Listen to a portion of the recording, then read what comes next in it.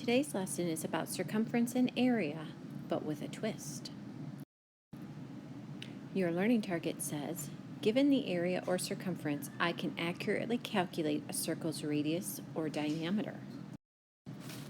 Okay, well, let's start with this story problem.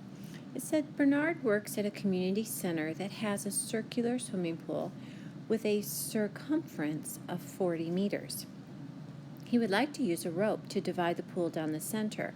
What should the length of the rope be? Round to the nearest whole number. Well, I know I have circumference, so I'm going to use this formula, C equals pi times the diameter. And I can just start filling things in. So I know the circumference. It tells me that's 40. I'm going to bring down my equal sign. I'm going to use 3 14/100 for pi, but I don't know the diameter. Well, that certainly looks like a one-step equation to me. So if I want d to be by itself, I have to get rid of this multiply by 3.14. So the opposite of that is dividing by 3.14.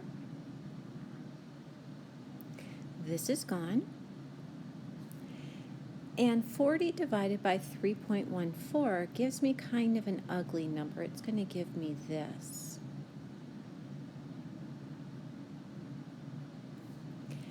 Good thing that it says right here to round to the nearest whole meter. That would give me a prettier number. So it looks like my diameter is going to equal 13, and my label is meters.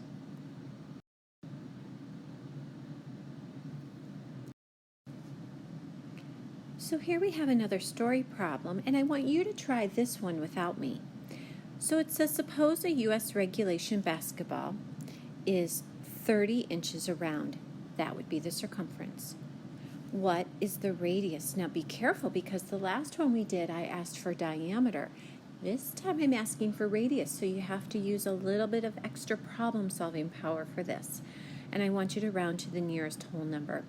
So go ahead and pause me while you're working this out, and then come back when you're ready for checking.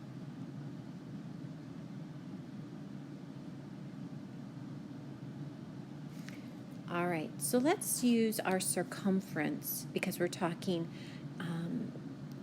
it's around. So we're going to use this formula.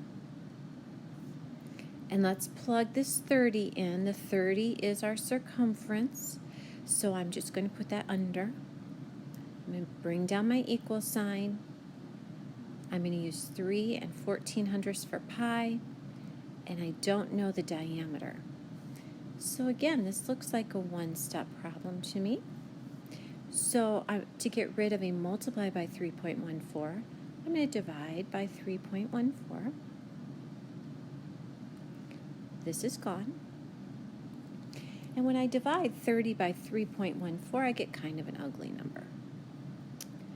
I got this.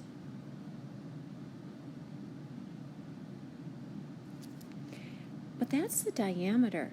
And I was asking for the radius. So if you think back to our definitions, a diameter goes all the way across. The radius is only going to go halfway across. So if I divide this by 2, I should get a radius. So that was the extra problem-solving power that we needed. And so when I divide my diameter by 2, because I only need halfway across, I'm going to also get kind of an ugly number. And then it says to round my answer to the nearest whole number. And so I don't want any decimals. My answer is going to be 5, and my label is inches. Let's switch gears and talk about area this time. So the area of a circle is 254 5/10 square meters. What is the radius? And we're going to round to the nearest whole number. So my area formula looks like this. Area is pi. Ooh, that's supposed to be a pi. Let me fix that. Pi times the radius times the radius. Remember we talked about You're going to multiply 3 numbers together to get your area. I'm going to start plugging. So I know the area, this, is 254 5/10. I know pi is 3 1400ths, and I don't know the radius or the other radius. Okay, so I'm going to start this off the same way we have been. The opposite of multiplying by 3.14 is dividing by 3.14. This will be gone. And that means 254 5/10 divided by 3.14 will give me this. 0.5095541. But that equals the radius times the radius. Now you have an awesome key on your calculator. It is the square root key. It looks like this. And whenever you have 2 numbers, in this case 2 radii, that you multiply together to get an answer, you can undo that using your square root key. So what I want you to do is find your square root key. It's above the 7. I want you to hit that key, and I want you to follow it with this crazy number. And then I want you to hit enter. So you're putting in this to your calculator. When you do that, you will get a single radius of this.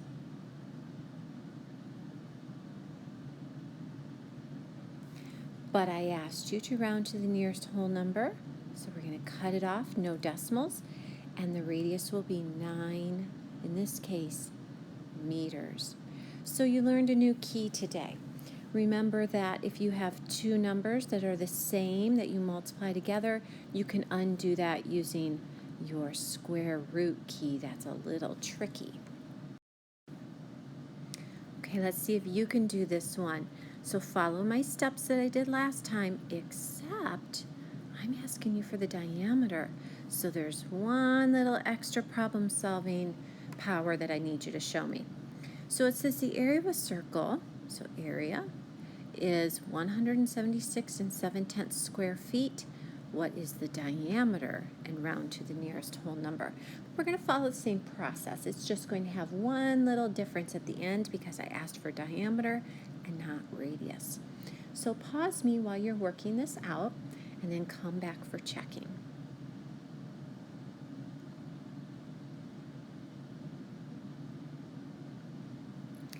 Okay, the area formula. There are 3 numbers we're multiplying together. Pi times the radius once times the radius again.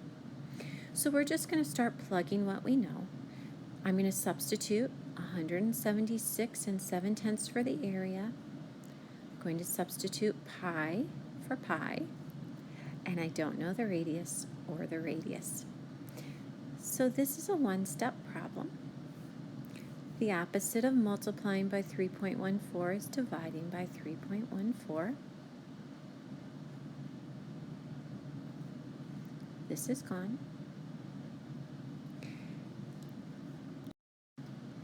And when you take 176 7/10 divided by 3 1400ths, you're going to get this crazy thing.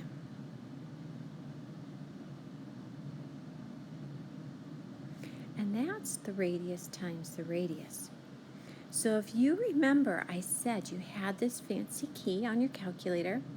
It's right by the 7 key. It's called the square root. And when you have the same number multiplied together to give you this, to undo that, you're going to use your square root key.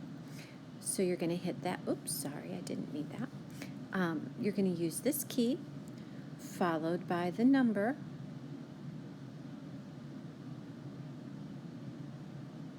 and then you're going to hit the enter key, and you're going to get 1 radius. 1 radius is this.